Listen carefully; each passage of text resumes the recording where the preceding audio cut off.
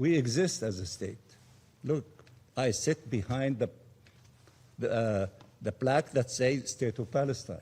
We have 160 countries that recognize the State of Palestine, including the great majority of the members of the Security Council. The reality is that one state is illegally occupying the land of the other state. So therefore, we need the international community, the Security Council, to help the State of Palestine that lives under ruthless occupation, illegal occupation, using the words of the International Court of Justice, to help us to end this illegal occupation, as the International Court of Justice said, as rapidly as possible.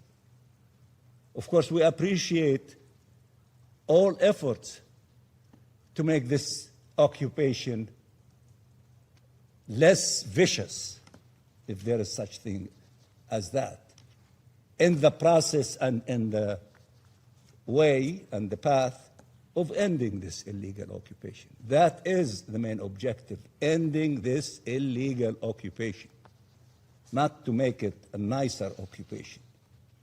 And many of you have exercised that during the time of putting an end to colonial occupation and control in the past. So I don't need to explain to you what you were struggling for in order to attain your freedom and liberation.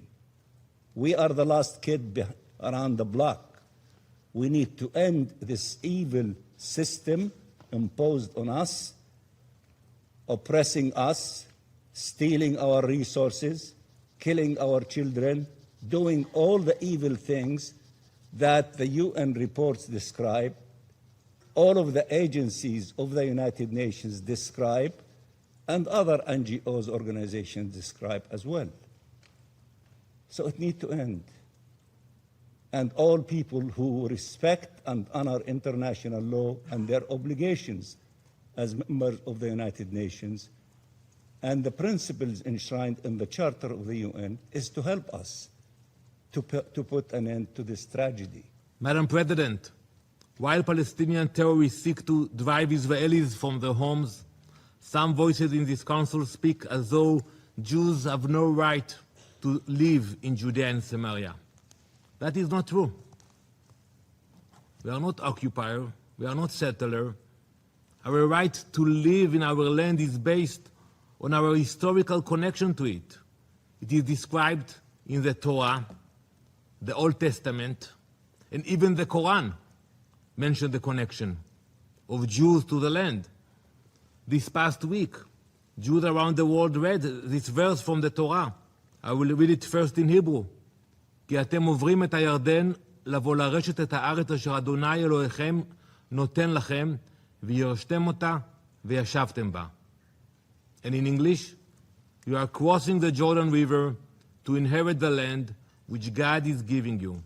You will inherit it and dwell in it. Judea and Samaria is where our story in the land of Israel began. It is where it will continue. There has been a continuous Jewish presence in this land for thousands of years. The name Jerusalem, Hebron, Bethel, they are not names invented by modern leaders or modern politicians. They are part of the DNA of the Jewish people. And this history was recognized by the international community. The League of Nations mandate for Palestine affirmed the historical connection of the Jewish people to the land of Israel. It called for the founding of a Jewish national home there. The international legal framework established after World War I confirmed that historical connection. That framework included Judea and Samaria. Our history is not a political slogan. It is part of our historical and international record.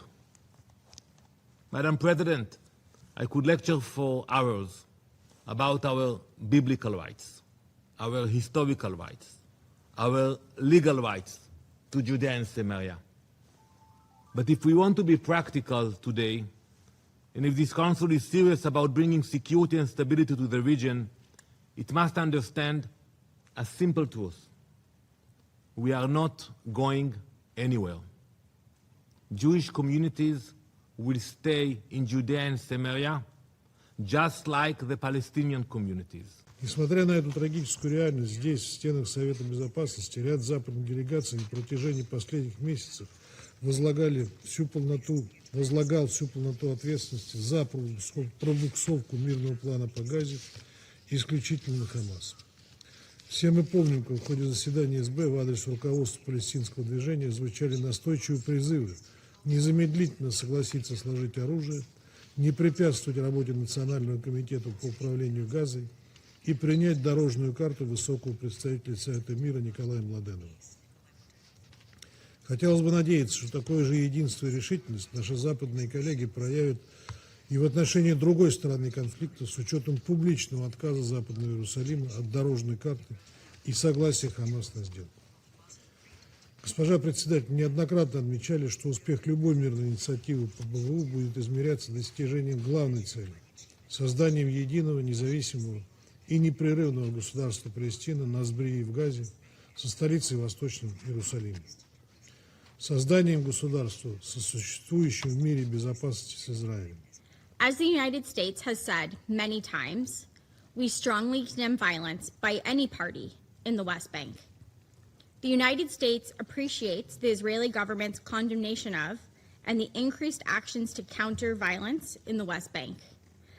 Israel has taken specific steps, such as increasing law enforcement actions, to boosting the IDF presence, and to allocating significant financial resources to counter violence.